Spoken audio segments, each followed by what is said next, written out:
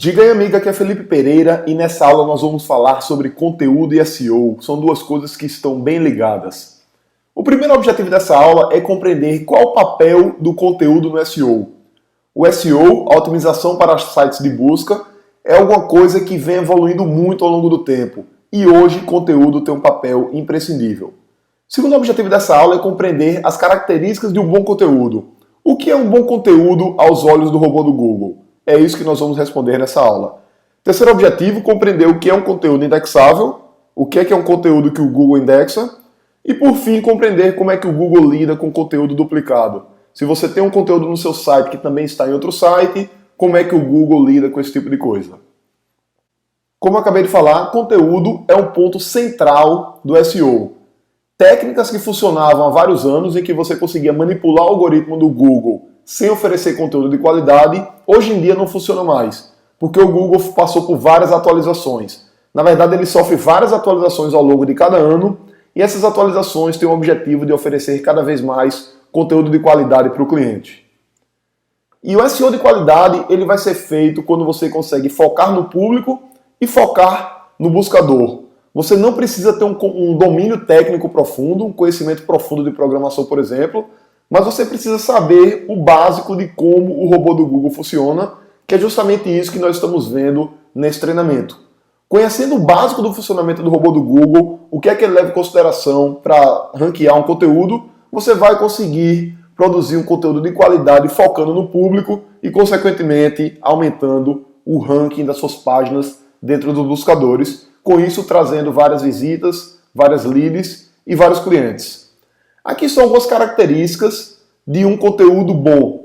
Ou seja, um conteúdo bom ele pode ser completo, útil, recente, polêmico, exclusivo e de qualidade. E agora eu vou falar sobre cada um desses aspectos.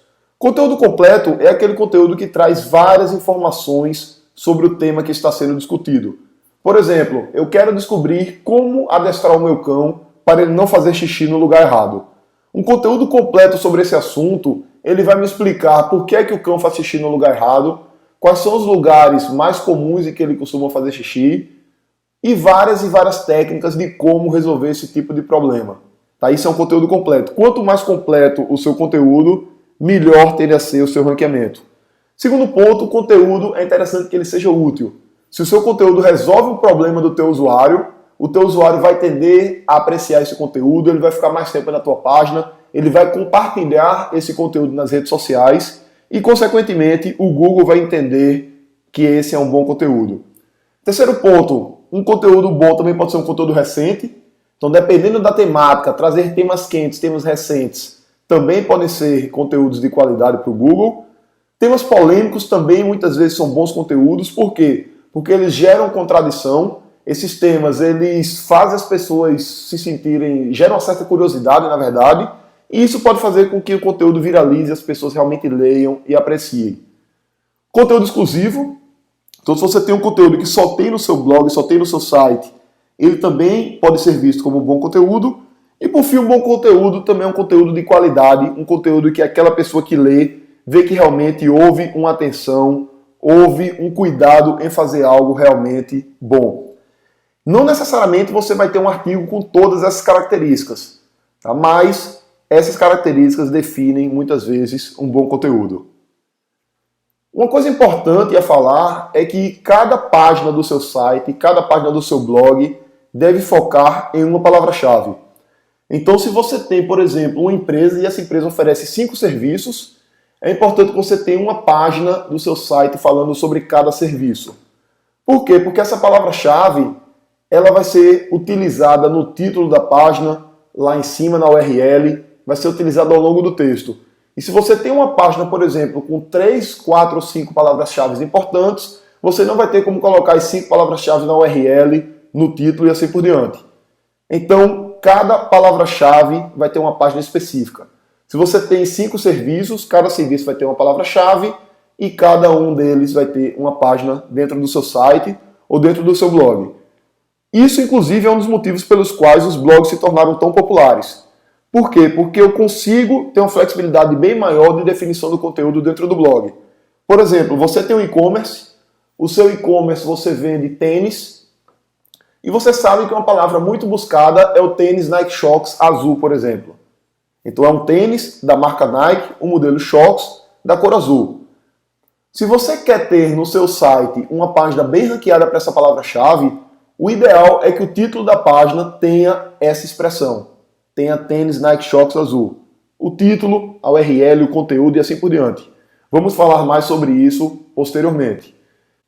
Só que para você ter o site com a URL tendo a expressão tênis Nike Shox azul, você também teria que ter tênis Nike Shox vermelho, tênis Nike Shox preto e assim por diante, se isso fosse dentro do seu e-commerce. Mas se você tem um blog, não, você pode ter um artigo especificamente falando sobre tênis Nike Shox azul, sem necessariamente ter artigo falando sobre as outras cores e outros modelos.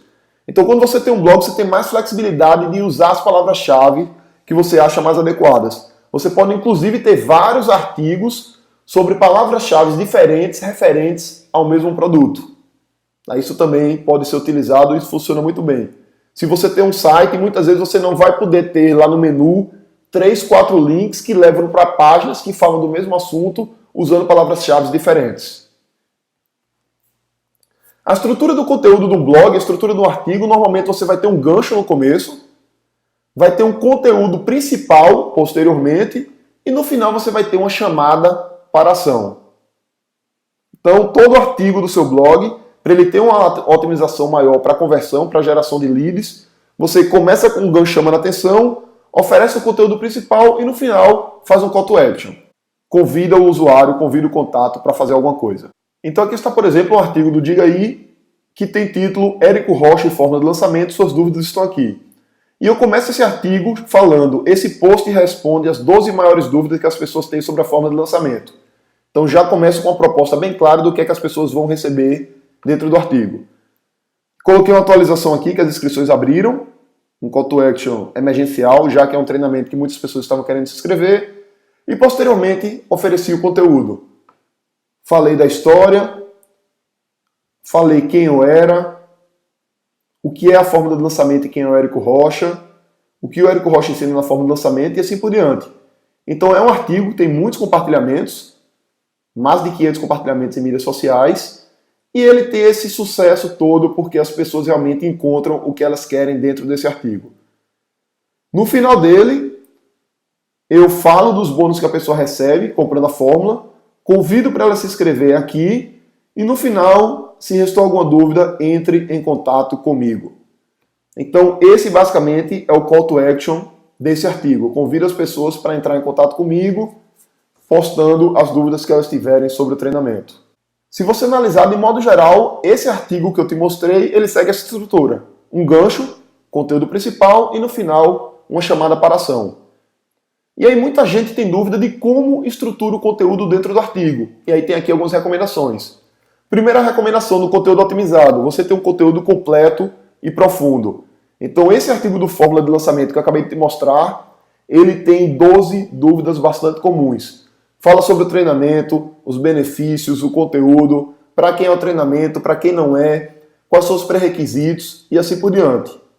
Outra coisa importante é você usar palavras-chave dentro do artigo, no corpo do texto, usar no título e usar em vários locais. Não necessariamente a palavra-chave em si, repetindo, mas você também pode usar palavras associadas e também pode usar sinônimos.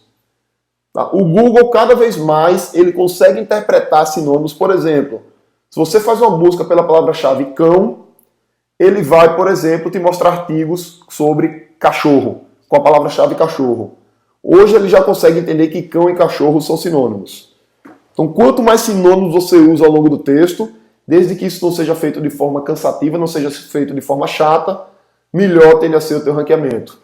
Outra coisa importante é você dividir o conteúdo em partes, com os subtítulos marcados com o comando H2, que é um subtítulo, um título de nível 2, dentro do seu site, dentro do WordPress. Então, se você olhar aqui o artigo, ele tem o título principal, Érico Rocha e Fórmula de Lançamento, suas dúvidas estão aqui. Esse é o título de primeiro nível, título H1. E tem os subtítulos, quem é o Felipe Pereira, o que é a Fórmula de Lançamento e quem é o Érico Rocha, o que o Érico Rocha ensina na fórmula de lançamento, a fórmula de lançamento funciona. Esses são subtítulos de segundo nível. você vai marcá-los como um título de nível 2, ou se você estiver marcando na mão, você vai utilizar o comando H2. Outra recomendação para conteúdo é você usar parágrafos curtos e espaçados. Então, vários parágrafos curtinhos e deixa um espaço entre um parágrafo e outro.